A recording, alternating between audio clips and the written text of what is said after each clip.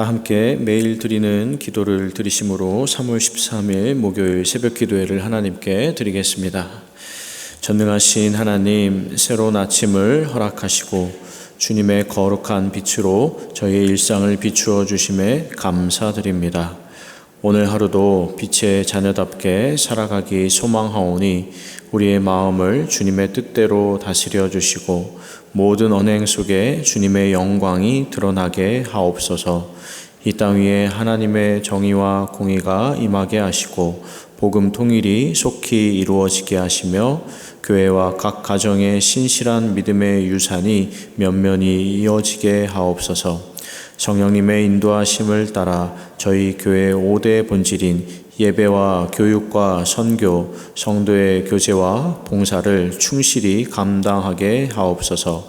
모든 교역자들이 성령님으로 충만케 하시고 온 성도들이 거룩한 사명을 향해 한 마음으로 비상하게 하옵소서. 예수님의 이름으로 기도드립니다. 아멘. 다 함께 찬송가 382장 찬송하시겠습니다.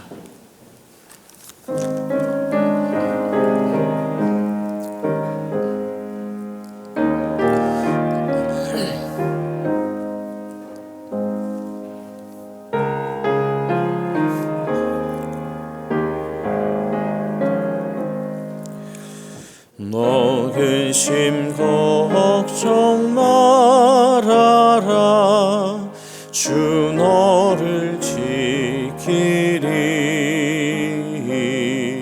주 날개 밑에 거하라. 주 너를 지키리.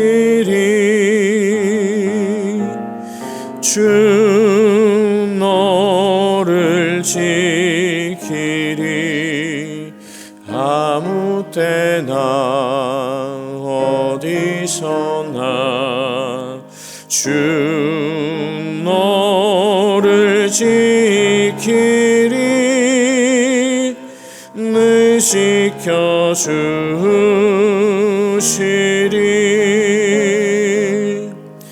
어려워 낙심될 때에 주 너를 지키리.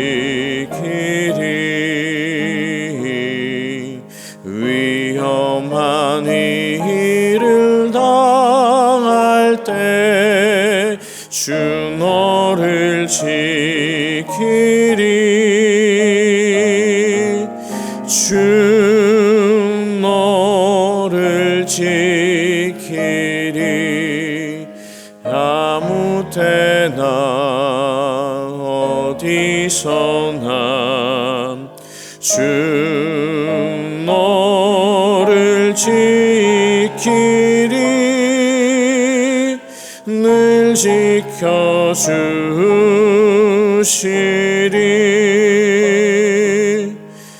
너 쓸 것 미리 아시고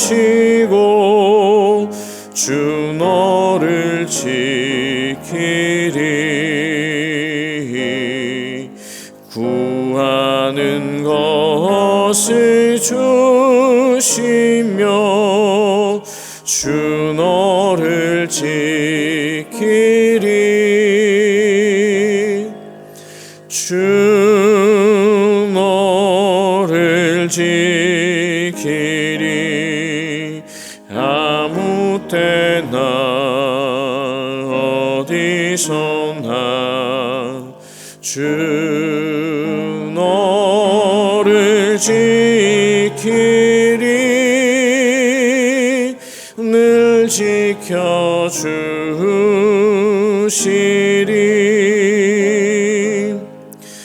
어려운 시험 당해도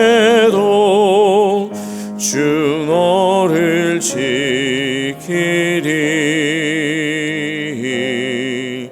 구주의 품에 거하라. 주 너를 지키리. 주 너를 지키리.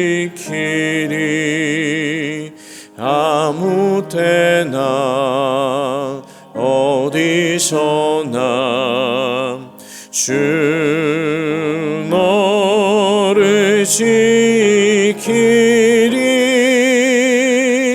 늘 지켜주시리.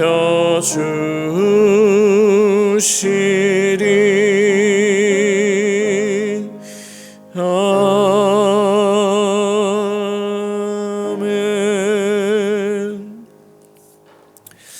오늘 오이코스 성경통독 본문은 여호수아 8장, 9장 말씀이고, 이 새벽에 함께 나눌 말씀은 여호수아 9장 27절 한 절의 말씀입니다. 여호수아 9장 27절 한 절의 말씀입니다. 우리 다 함께 여호수아 9장 27절을 함께 봉독하겠습니다. 그날에 여호수아가 그들을 여호와께서 택하신 곳에서 회중을 위하며 여호와의 제단을 위하여 나무를 패며 물을 깃는 자들로 삼았더니 오늘까지 이르니라. 아멘. 새로운 하루가 시작되었습니다. 오늘 하루도 하나님의 은혜 가운데 거하시고, 특별히 성령 하나님께서 저하고 여러분의 마음과 생각을 지켜주시는 그런 복된 하루가 될 수 있기를 축복합니다. 오늘 새벽에는요, 기브온 사람들과 이스라엘 민족 사이에 있었던 이야기를 통해서 하나님의 은혜를 나누고자 합니다. 여리고성과 아이성을 정복한 여호수아 그리고 이스라엘 민족이 계속해서 이 가나안 땅을 정복해 가고 있었습니다. 그러자 가나안 원주민들, 아모리 족속, 헷 족속, 히위 족속 등등 이 가나안 7족속의 왕들이 이스라엘과 대적하기 위해서 이 연합군을 결성하게 됩니다. 그런데 그 가운데 히위 족속에 속해 있던 이 기브온 주민 사람들이 이 여리고 성과 아이 성에서 있었던 일들을 소식을 듣고는 이스라엘 백성들이 생각해내지 못했던 그런 꾀를 하나 내어서 여호수아와 이스라엘 족장들을 속여서 이스라엘 민족과 화친을 맺게 되는 일이 일어나게 됩니다. 그 내용이 여호수아서 9장 전체에 걸쳐서 나오고 있는데, 잠시 내용을 소개해 드리자면 이 기브온 사람들이 여호수아를 찾아옵니다. 그런데 찾아올 때 어떻게 왔는가 하냐면 일부러 행색을 남루하게 위장을 해서 마치 자신들이 이 가나안 주민들이 아니라 가나안 밖에 멀리 이국에서 외국에서 온 사람들인 것처럼 위장을 합니다. 그래서 오는 중에 쌓아왔던 음식들도 다 상해버리고, 이 포도주 부대도 사가서 망가져버리고, 옷과 신발도 이렇게 낡아버렸다라고 여호수아한테 그 남루한 행색을 보여주면서 자신들이 먼 지역에서 온 것처럼 여호수아와 이스라엘 족장들을 속여버립니다. 그런데 이 기브온 사람들이 이렇게 여호수아하고 이스라엘 사람들을 속인 이유는 다름 아니라 이스라엘 민족의 하나님, 여리고성과 아이성에서 놀라운 일을 행하셨던 그 하나님을 두려워했기 때문입니다. 그래서 여호수아를 속여서 이스라엘 민족과 평화조약, 화친조약을 맺게 된 것입니다. 여러분 잘 아시는 내용이신데, 하나님께서 이스라엘 민족에게 가나안 입성을 명령하시면서 동시에 같이 명령을 내리셨던 내용이 있습니다. 무엇인가 하냐면 이 가나안 족속을 다 진멸하라는 내용을, 이 명령을 같이 말씀하셨습니다. 이스라엘 민족이 가나안 입성한 뒤로 우상을 숭배하던 음란한 그 가나안 민족들과 어울려서 살다 보면 이스라엘도 범죄하게 되고 하나님을 멀리하게 되고 하나님을 배신하게 될 것이라는 사실을 아셨기 때문에 이 가나안 민족과 관련된 것들은 다 진멸하라, 굉장히 엄중하게 경고의 말씀을 하셨습니다. 그렇기 때문에 이스라엘 민족과 가나안 민족 사이에서는 그 어떤 평화 조약이나 수호 조약도 맺어서는 안 되는 상황이었습니다. 어디까지나 가나안 민족은 이 전쟁의 대상이고 이 진멸의 대상일 뿐이었습니다. 그런데 히위 족속 중에 이 기브온 원주민들이 꾀를 내서 자신들이 이 가나안 사람들이 아닌 것처럼 위장을 해서 속여서 여호수아 그리고 이스라엘 족장들과 이 평화 수호 조약을 맺게 되는 것입니다. 그런데 이 진실이 드러나는 데는 며칠이 걸리지 않았습니다. 가능하신 분은 여호수아 9장 16절 17절 말씀을 같이 한번 읽어보도록 하겠습니다. 16절과 17절입니다. 함께 읽겠습니다. 그들과 조약을 맺은 후 사흘이 지나서야 그들이 이웃에서 자기들 중에 거주하는 자들이라 함을 들으니라. 이스라엘 자손이 행군하여 셋째 날에 그들의 여러 성읍들에 이르렀으니 그들의 성읍들은 기브온과 그비라와 브에롯과 기럇 여아림이라. 불과 사흘밖에 지나지 않았는데 이제 들통이 나게 된 겁니다. 이 자신들과 화친을 맺은 사람들이 멀리 외국에서 온 사람들이 아니라 이 가나안에 거주하는 사람들, 특별히 일곱 족속 중에 히위 족속 사람들이고 기브온 성읍에서 온 사람들이라는 사실을 알게 되었습니다. 그런데 이스라엘 백성들 입장에서 조금 더 당황스러운 것은 17절에 이스라엘 백성이 계속해서 이제 성읍들을 정복하기 위해서 진군해서 행군해서 나아가는데 전쟁을 위해서 여러 성읍들을 지나치게 되는데 자신들과 화친을 맺은 사람들이 단지 이제 기브온 성읍 사람들만 있는 게 아니라 17절에 보면 그비라, 브에롯, 기럇 여아림까지 총 4개 성읍들 사람들이 함께 있다는 것을 알게 되었습니다. 그래서 결과적으로 이 4개 성읍 사람들과는 화친을 맺었기 때문에 전쟁을 벌일 수 없게 되었고 이 성읍들은, 이 도시들은 이스라엘 백성이 차지할 수 없게 된 것입니다. 그래서 이 모든 사실을 알게 된 여호수아는 자신들을 속인 이 기브온 사람들을 저주하게 됩니다. 그 저주의 내용이 조금 길기는 하지만 제가 22절부터 24절까지 말씀을 제가 한번 읽어보겠습니다. 여호수아가 그들을 불러다가 말하여 이르되 너희가 우리 가운데 거주하면서 어찌하여 심히 먼 곳에서 왔다고 하여 우리를 속였느냐. 그러므로 너희가 저주를 받나니 너희가 대를 이어 종이 되어 다 내 하나님의 집을 위하여 나무를 패며 물을 깃는 자가 되리라 하니 그들이 여호수아에게 대답하여 이르되 당신의 하나님 여호와께서 그의 종 모세에게 명령하사 이 땅을 다 당신들에게 주고 이 땅의 모든 주민을 당신들 앞에서 멸하라 하신 것이 당신의 종들에게 분명히 들림으로 당신들로 말미암아 우리의 목숨을 잃을까 심히 두려워하여 이같이 하였나이다. 이 저주의 내용을 보면요, 화친을 맺었기 때문에 진멸할 수 없는 대신, 너희를 진멸할 수 없는 대신 너희는 대대로 우리 민족 이스라엘의 종이 될 것이다, 노예가 될 것이다. 그래서 하나님의 집을 위해서 나무를 패고 물을 깃는 일을 하면서 노예로 살게 될 것이다, 이렇게 저주를 내리게 됩니다. 그런데 여러분 한번 생각해 보시길 바랍니다. 이게 저주의 내용이긴 하지만 기브온 사람들 입장에서는 어떻습니까? 이 기브온 족속과 일부 가나안 원주민들은요, 며칠 전까지만 해도 진멸당할 수밖에 없는 운명에서 비록 종의 신분, 노예의 신분이긴 하지만 이제 한순간에 하나님의 집을 섬기는 사람들로 이 말 그대로 운명이 180도 바뀌게 된 것입니다. 실제로 이제 나중에 성경을 쭉 보시면 이 다윗 시대에 여호와의 성막과 번제단이 있었던 곳이 바로 이 기브온 성읍입니다. 그리고 여러분 잘 아시는 솔로몬의 삼천 번제도 이 기브온에서 드려졌습니다. 이 기브온은요, 하나님의 성소가 있는 도시가 되었고 이 기브온 사람들은 그 성소에서 섬기는 사람들이 되었습니다. 근데 더 드라마틱한 사건이 이후에도 나오는데 사무엘하 21장을 보시면 이 다윗과 기브온 사람들의 일화가 기록이 되어 있습니다.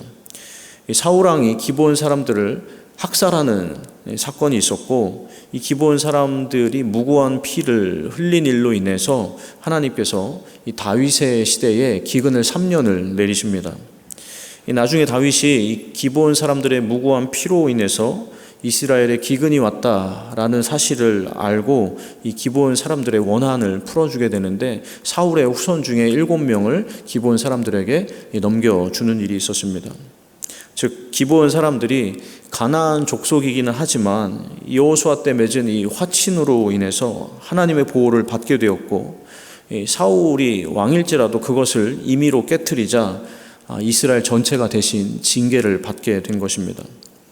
여러분 생각해보면 이건 굉장히 놀라운 사건입니다. 왜냐하면 이스라엘 족속에게 있어서 이 가나안 민족은 전쟁의 대상이었고 싸워서 진멸해야 되는 대상이었는데 하나님의 이 보호를 받는 일이 역사 속에서 실제로 일어났기 때문입니다. 기브온 사람들이 하나님의 성소를 섬기는 사람들이 되었고 하나님의 보호하심 속에 거하는 사람들이 되었다라는 겁니다.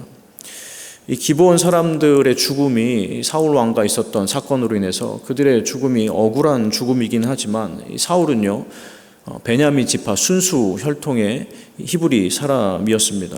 그리고 기브온 사람들은 어디까지나 이방인에 지나지 않았습니다.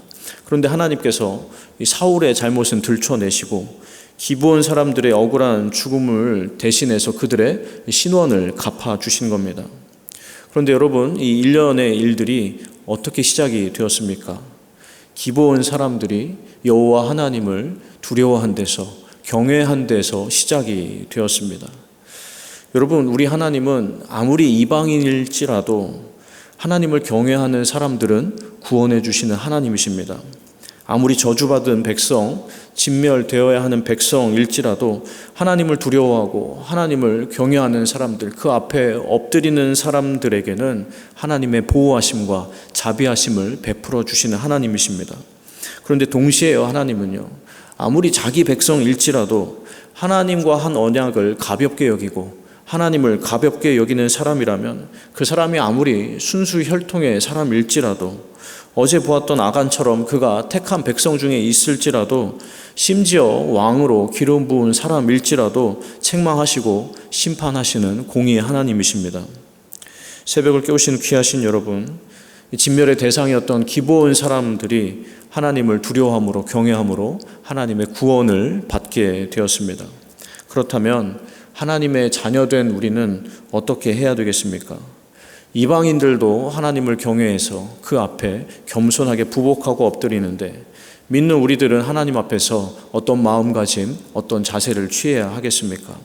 당연히 하나님을 경외할 수 있어야 됩니다. 하나님과 한 약속을 무겁게 여길 수 있어야 합니다. 하나님 앞에서 우리의 몸과 마음을 낮추고 겸손함으로 나아갈 수 있어야 합니다. 이방인조차 하나님을 경외하는데 하나님이 어떤 분인지 잘 알고 있는 저하고 여러분은 마땅히 더욱 그러할 수 있어야 한다는 이야기입니다. 오늘 본문 속에서 기브온 사람들이 하나님을 경외함으로 그들의 운명이 바뀌었습니다. 단지 살아남은 것을 넘어서 생존의 차원을 넘어서 하나님 집에서 하나님의 영광을 위해 일하는 사람들이 되었습니다. 하나님의 보호를 받는 사람들이 되었습니다. 하나님께서는 아무리 죄인일지라도 부정한 사람일지라도 하나님을 인정하고 하나님을 경외하는 사람은 존귀하게 여겨주시는 하나님이십니다. 바라기는 저하고 여러분, 우리에게 베풀어 주시는 하나님의 은혜, 하나님의 자비를 당연하게 여기지 않으면서 하나님을 경외함으로 살아가는 저하고 여러분이 될 수 있기를 주님의 이름으로 간절히 축원합니다. 기도하겠습니다. 하나님 아버지, 오늘 새벽에도 말씀하여 주십니다. 오늘 주신 이 말씀처럼 하나님은 그 누구라도 하나님을 경외하는 사람을 존귀하게 여겨주시는 하나님이십니다. 하나님 간구하오니 저희에게도 하나님을 더욱 경외하는 마음을 더하여 주시옵소서. 저희 가운데 베풀어 주시는 하나님의 사랑과 은혜를 당연하게 여기지 않으면서 하나님 앞에 겸손히 엎드려 하나님을 두려워할 줄 아는 그리스도인들이 다 되게 하여 주시옵소서. 마치 기브온 사람들이 하나님을 두려워한 것이 그들의 인생을 바꾸고 삶을 바꾼 것처럼 저희도 하나님 앞에 겸손히 엎드리고 경외함으로 하나님은 경외하는 자를 지켜주시고 보호해 주시고 구원해 주시고 사용해 주신다라는 사실을 깨달을 수 있도록 하나님 함께하여 주시옵소서. 오늘 하루가 그렇게 하나님을 경외함으로 하나님의 인도하심과 보호하심을 경험하는 복된 하루가 되게 하여 주시옵소서. 예수 그리스도의 이름으로 기도드립니다. 아멘. 이제 함께 기도하도록 하겠습니다. 먼저 나눈 말씀을 이제 기도합니다. 하나님은 하나님을 경외하는 이들을 존귀하게 여기신다라는 사실을 기억하면서 하나님을 더욱 경외하는 백성이 되게 하여 주시옵소서. 그리고 오늘 기도 제목입니다. 영락에 속한 교육기관들이 있습니다. 교회 부서 어린이집, 영락 유치원, 신당 오동 어린이집, 영락 중고, 영락 의료과학고, 대광 초중고, 보성 여중고를 통해 믿음의 세대가 잘 양육될 수 있도록 교회에 속한 교육기관들을 위해서 기도해 주시길 바랍니다. 고재용 선교사님과 황광중 선교사님의 가정과 사역을 위해서 기도해 주시고, 특별히 뒷면에 참조하셔서 선교사님들을 위해서 기도해 주시길 부탁을 드립니다. 이와 같은 기도 제목으로 기도하시고 가지고 나오신 개인의 기도 제목 가지고 간절히 기도하시는 여러분이 될 수 있기를 바랍니다. 기도하겠습니다. 하나님 아버지, 이 새벽에도 저희를 깨워주시고 새로운 생명을 허락하여 주시고 새로운 하루를 더해주시니 감사합니다. 하나님, 간절히 소망하옵기는 하나님 앞에 겸손히 엎드리고 하나님의 하나님 되심을 기억하며 하나님을 경외하는 하나님의 백성이 되게 하여 주시옵소서. 하나님, 기부한 사람들이 하나님이 두려워 꾀를 내었습니다. 지혜를 내었습니다. 하나님께서는 그들의 하나님 경외함을 가벼이 여기지 않으시고 귀하게 여기시며 그들을 하나님의 백성으로 받아주셨습니다. 하나님의 보호하심과 하나님의 구원하심을 베풀어 주셨습니다. 하나님, 그들이 뒷면의 대상에서 하나님의 집을 섬기는 사람들로 운명이 바뀌었습니다. 아버지 하나님, 하나님은 아무리 뒷면의 대상, 이방인, 죄인일지라도 하나님 앞에 도움을 구하고 하나님 앞에 겸손히 엎드리는 하나님 경외하는 백성에게 이와 같이 선하심과 자비하심을 베풀어 주시는 분이십니다. 하나님, 이방인들도 하나님 앞에 이렇게 행할진대 하나님이 어떤 분인지 잘 알고 있는 저희들은 더욱 그러해야 하는 줄로 믿습니다. 하나님 앞에 겸손히 행하게 하여 주시옵소서.